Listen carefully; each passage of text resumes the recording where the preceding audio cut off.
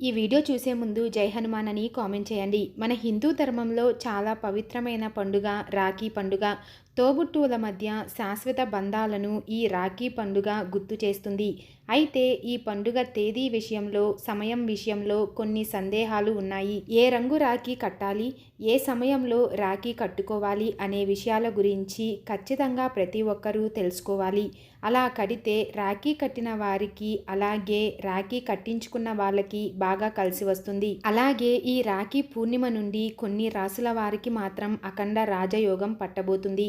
శ్రావణ మాసంలోని పౌర్ణమి రోజున రాఖీ పండుగ వస్తుంది. అయితే ఈ ఏడాది ఆగస్టు 9 శనివారం రోజు రాఖీ పౌర్ణమి వచ్చింది. పౌర్ణమి రోజున రాఖీ పండుగ రావడం చాలా విశేషం. ఈ రోజున అక్కా చెల్లెళ్ళు తమ సోదరులకు రక్షగా, వారు ఎప్పుడూ సంతోషంగా క్షేమంగా ఉండాలని ఆకాంక్షిస్తూ రాఖీని కడతారు. అయితే రాఖీని కట్టడానికి ఒక నిర్దేశిత సమయం ఉంటుంది.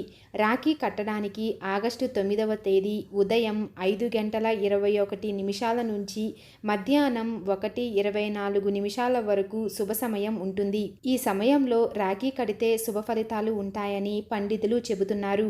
అయితే ఈ రోజున మీ సోదరులకు రాఖీ కట్టే ముందు మాత్రం బాలకృష్ణుడికి రక్షా సూత్రాన్ని కడితే మాత్రం మీ కుటుంబంలో సంతోషం, సంపద, ఐశ్వర్యం వంటివి సులభంగా పెరుగుతాయి అని పండితులు అంటున్నారు. ఈ రాఖీ పండుగ రోజున కృష్ణుడికి రాఖీ కడితే మీ జీవితంలో ఉన్న ఎలాంటి కష్టాలైనా సరే సులభంగా తొలగిపోతాయి. కృష్ణుడి విగ్రహానికి రాఖీ కట్టలేని వారు మీ పూజ గదిలో దేవుని దగ్గర రాఖీలను పెట్టి పూజ చేయాలి. తరువాత ఆ రాఖీలను మీ సోదరులకు కడితే చాలా మంచిది. రాఖీని కట్టే పద్ధతులు కూడా ఉన్నాయి. ఆ పద్ధతులను అనుసరించి మీ సోదరులకు రాఖీ కడితే మాత్రం అఖండ రాజయోగం వరిస్తుంది. మన హిందూ ధర్మం ప్రకారం కొబ్బరికాయ అంటే లక్ష్మీదేవికి చాలా ఇష్టం.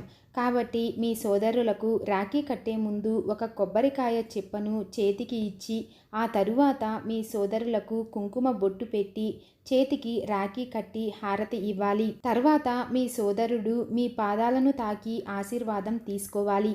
రాఖీ కట్టే ముందు మీరు కూర్చునే దిశ కూడా తప్పనిసరిగా చూసుకోవాలి. మీ తమ్ముడు లేదా అన్న తూర్పు ముఖంగా కూర్చుంటే మీరు పడమర ముఖంగా ఉండాలి. అయితే చాలామంది సోదరులు రాఖీ కట్టించుకున్న తరువాత ఒక రోజు ఉంచుకొని తర్వాత తీసేస్తారు. అలా అస్సలు చెయ్యకూడదని పండితులు చెబుతున్నారు. ఈ నెలలో వచ్చే కృష్ణాష్టమి వరకు మీ చేతికి రాఖీ ఉంచుకుంటే మీకు బాగా కలిసి వస్తుంది. ఆగస్టు 16వ తేదీ కృష్ణాష్టమి. ఈ పవిత్రమైన రోజు మాత్రమే మీ చేతి నుండి రాఖీని తీసేయాలి. కృష్ణాష్టమి రోజున రాఖీని తీసేసిన తరువాత ఆ రాఖీని ఏదైనా చెట్టు మీద వెయ్యాలి, లేదా పారే నీటిలో పడేయండి. అంతేకాని రాఖీని ఎక్కడ పడితే అక్కడ పడేయకూడదు. ముఖ్యంగా మీరు కట్టే రాఖీ నలుపు రంగు అలాగే నీలం రంగులో మాత్రం అస్సలు ఉండకూడదు. ఎందుకంటే ఇవి శనిదేవుడి రంగులు. ఈ రంగుల రాఖీలను మీ సోదరులకు కడితే మీ ఇంటికి శని దోషాలు కలుగుతాయి. మీరు కట్టే రాఖీ ఎరుపు రంగు అలాగే పసుపు రంగులో ఉంటే చాలా మంచిది. ముఖ్యంగా మీరు కట్టే రాఖీ 3 దారాలతో కలిపి ఉండాలి. ఈ రాఖీ పౌర్ణమి రోజున అరుదైన యోగాలు ఏర్పడనున్నాయి. ఈ రోజున ఆకాశంలో బ్లూ మూన్ కూడా కనిపిస్తుంది. దీనితో పాటు జ్యోతిష్య శాస్త్రంలో చాలా పవిత్రంగా భావించే అనేక యాదృచ్ఛికాలు కూడా ఈ రోజున సృష్టించబడుతున్నాయి. ఇన్ని విశేష యాదృచ్ఛికాల వల్ల రాఖీ పండుగ నుండి ఒక నెల రోజుల పాటు కొన్ని రాసుల వారికి విపరీతమైన అదృష్టం కలిసి వస్తుంది. ఈ రాఖీ పండుగ నుండి మేషం, సింహం, ధనస్సు, మకరం, కుంభం, మీనం రాశి వారికి చాలా ప్రయోజనకరంగా పరిగణించబడుతుంది. ఊహించని ధనలాభాలు పొందే అవకాశం ఉన్నాయి. కెరియర్లో ప్రమోషన్లు పొందవచ్చు. ఉద్యోగస్తులకు జీతం కూడా పెరగవచ్చు. కుటుంబంలో సంతోషకరమైన వాతావరణం ఉంటుంది.